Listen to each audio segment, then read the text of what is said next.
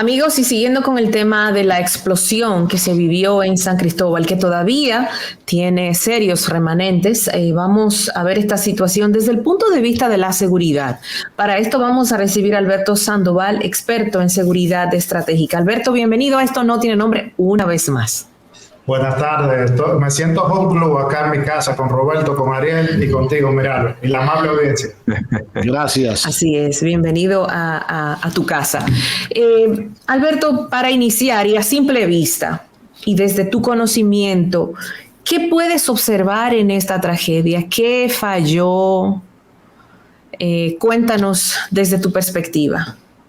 Referente a este siniestro que ya sobrepasó y el término que se debe utilizar, y le hago una observación a distintos entes de la comunicación, ya debe llamarse catástrofe por la situación. Es decir, un siniestro se define en diferentes aspectos, una explosión, un edificio que, vamos a decir, colapsa, etcétera, pero ya cuando hay colaterales, como lo provocado por el mismo, ya pasa a ser una catástrofe, por el tema, por ejemplo, de los daños a las infraestructuras, las pérdidas, que es lo más, vamos a decir, en número uno, las pérdidas humanas, los daños materiales y lo que provoca psicológicamente un hecho de esta naturaleza. Entonces, lo que observamos, y hago la introducción en base a lo que todos y ustedes que están diariamente cubriendo distintas novedades del periodismo y la comunicación, lo primero que pudiéramos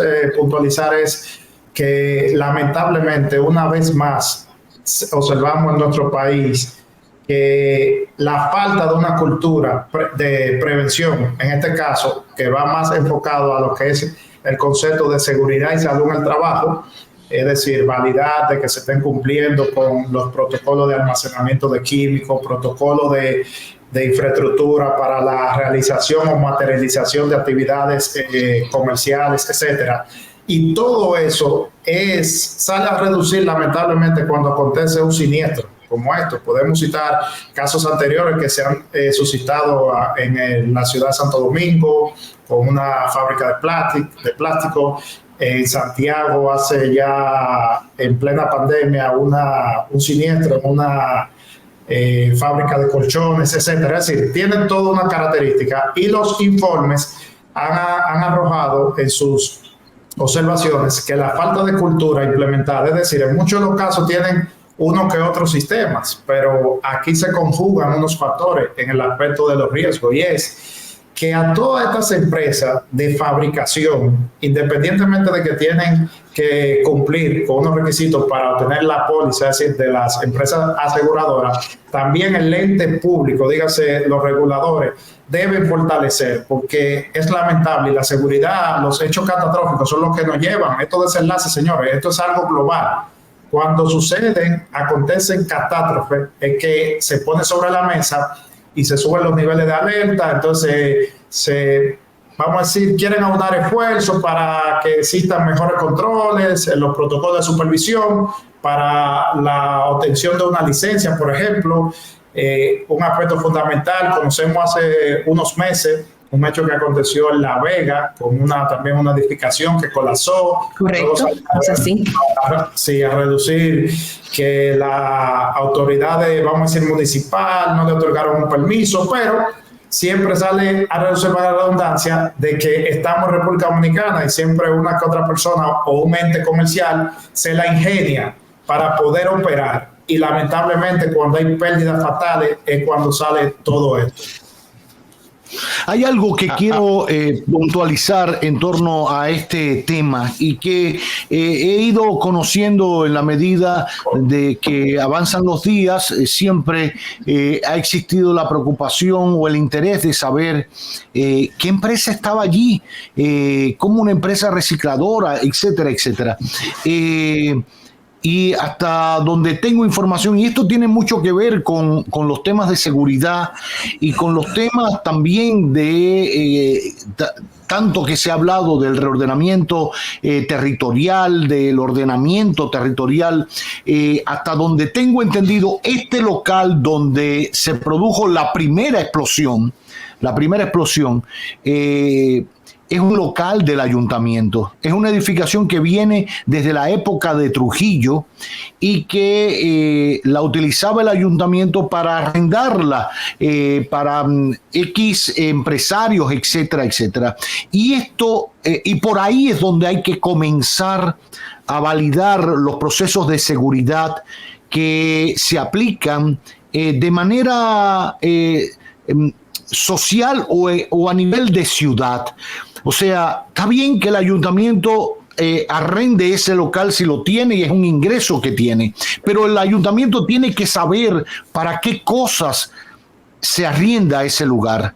No puede ser que en medio de una ciudad con población colindante, con otro tipo de recursos, se arriende para reciclar, para hacer plástico. Tiene que haber lugares para temas fabriles, para temas empresariales, para fábricas, para manejar ordenamiento territorial. Entonces, yo creo que parte de los niveles de seguridad comienzan por una buena aplicación de una ley y el rigor del lugar que usted destina.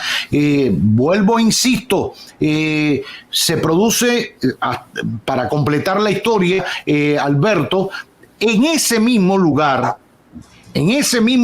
donde detonó la primera explosión, el lunes se iba a dar el primer Picasso para demoler esa edificación y construir un parqueo. No puede ser. Entonces, tú dices, va a ir un parqueo, el parqueo iba ahí, está bien, ese es otro tema que habrá que analizar.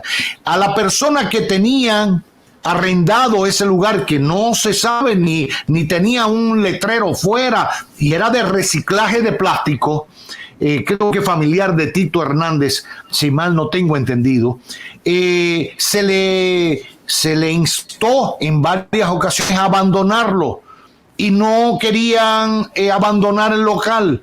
Y se le puso una última precisa el fin de semana y se le dijo, si ustedes el lunes no salen de ahí, pues vamos a ir a sacarlo y vamos a demoler esto para dar el primer Picasso. Y parece que esa gente, ante esa conmoción, pues comenzaron a ir sacando sus propias cosas. Y ahí es donde se produce el accidente. Porque evidentemente fue un accidente. Llamaron, creo que a alguien para desconectar una tubería, un gas, un soldador sin experiencia. Por eso, o quizás le cobraba menos. Y volvemos a los rigores de seguridad en las empresas. Y ahí se activó la chispa y le dieron para allá. Y explotó como cafunga aquello. Entonces, yo creo que es una concatenación de cosas. Lo que estoy diciendo del parqueo lo ha confirmado el propio ministro de Obras Públicas de Ligna Ascensión. Me lo ha dicho y está publicado en mi página web. Entonces, y lo dijo en cámara, o sea, está grabado. Entonces, creo que no podemos seguir avanzando como sociedad, y ayer lo decía en el noticiario, si no nos tomamos en serio de la manera en que queremos vivir en sociedad. ¿Quién queremos tener de vecinos? ¿Con qué podemos cohabitar? ¿Con qué empresa? ¿Con qué tipo de negocio? Para eso existe un desarrollo y un diseño habitacional y territorial. Hay que ver a quién se le da permiso y para qué se le da permiso. A veces yo veo cosas en edificios que son de apartamentos y tienen todo abajo, una cantidad de cosas de negocio que no están diseñados para eso, tintorería y no sé qué. Y tú dices, bueno, ¿y esto con qué nivel se hace? ¿Qué nivel de seguridad tiene? ¿Qué detectores de humo tienen? ¿Qué nivel de extinguidores tienen? Que sabemos que en nuestro país es un tema muy relajado, el tema de la seguridad. De la seguridad, a veces yo creo que donde más hemos avanzado, y Sandoval puede hablar un poquito de eso, es de los niveles de seguridad. Eso tiene un nombre que ustedes lo saben, para las personas, con los cascos y las cosas, en niveles de industria, porque se lo exigen. Sí, exacto, sí, porque sí, se lo exigen. Pero en otros niveles de seguridad no somos drásticos con eso. Uno va a Nueva York y se monta en un ascensor y lo primero que ve es un letrero con un sello y una cantidad de cosas donde validan... De todas las revisiones que se le han hecho. Que usted se puede montar en el ascensor. Aquí no existe eso. ¿Quién valida eso aquí? Totalmente, Roberto. Totalmente. Alberto, Mira, y ese sí. planteamiento, para acotar algo, Ariel, con el magnífico análisis de desarrollo que Roberto realiza, eso se conocen como riesgos colaterales. Y son aspectos que en una sociedad en desarrollo como la nuestra, la falta de cultura y de control de las autoridades, pero también de algunos entes públicos que no sienten, como bien decía Roberto, vamos a decir, los pasos detrás de las autoridades. ¿Por qué cito esto? Bueno, hay empresas que se han abocado a la narrativa de decir que al momento de instalarse fueron ya, por decir, 40 hasta 50 años.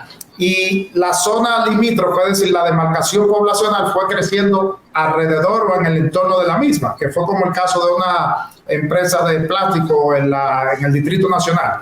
Entonces, hay otros aspectos que muy bien lo planteaste, Roberto, y es que cualquier persona se hace de un alquiler, hasta de un solar, o de una casa, de un edificio, de un apartamento, y te instala, te almacena, porque esa persona quizá en cuestión realiza actividades comerciales. Y cuando usted viene a ver, usted reside en el segundo nivel de ese edificio de apartamento o en el tercer nivel, y su vecino del primer nivel está almacenando unos tanques con un químico que usted no tiene idea, y si sucediese un hecho, un siniestro, entonces luego el informe de la investigación es que va a arrojar eso. Y eso se llama falta de responsabilidad, obviamente, porque cada quien es responsable de aplicar las medidas protocolares para la prevención de los riesgos. Pero si no hay un régimen de consecuencia en torno a eso, lamentablemente se seguirán suscitando hechos. Ahí está el detalle. Miren qué sucede. Ustedes constantemente en sus responsabilidades lo han invitado a industria, a parques, a naves, a empresas, y ustedes desde que se apersonan observan un clima de seguridad, como bien ustedes han señalado, por ejemplo, la señalética, pero hay un protocolo que para usted entrar a esa, le presentan en un vídeo lo que son las medidas protocolares de seguridad, pero si es un área industrial, tienen que ponerse sus chalecos, su casco y las áreas delimitadas. Por ejemplo, aquí puntualizo, el tema de la cultura enfocado a los riesgos y a la prevención de riesgos en áreas como este hecho en cuestión que nos convoca a la catástrofe suscitada en San Cristóbal, también se debe asumir con mayor responsabilidad desde los entes del gobierno, que aquí hago un paréntesis,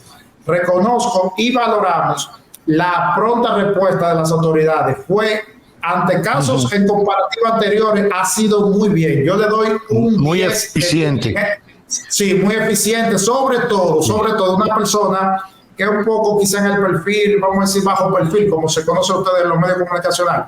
Me refiero al ministro de la Presidencia, Joel Santos, que fue quien asumió la rueda de prensa. Eso, desde ese aspecto, se reconoce. Ahora bien, ¿qué hacen una cantidad de funcionarios que no tienen un rol preponderante en una mesa estratégica de seguridad en esas áreas con un séquito? Señores, las áreas de crisis o de áreas catastróficas van los entes, y más aún luego que hizo presencia el señor presidente Luis Abinader. Señores, ahí lo que deben estar es los investigadores y las personas en cuestión, como gobernador o gobernadora, ministro de Defensa, Policía Nacional, etcétera. Porque o sea, no es un escenario para todo el mundo. No, eso es delicado, porque es que las áreas donde acontece catástrofe, lo primero es el proceso de la investigación. Eso es como la escena del crimen. No sabemos las manos criminales que pudiesen estar detrás. No sabemos si hay una correlación o riesgo a infraestructura, hasta un cableado de tendido eléctrico, etcétera. Son muchos aspectos, por eso se delimitan.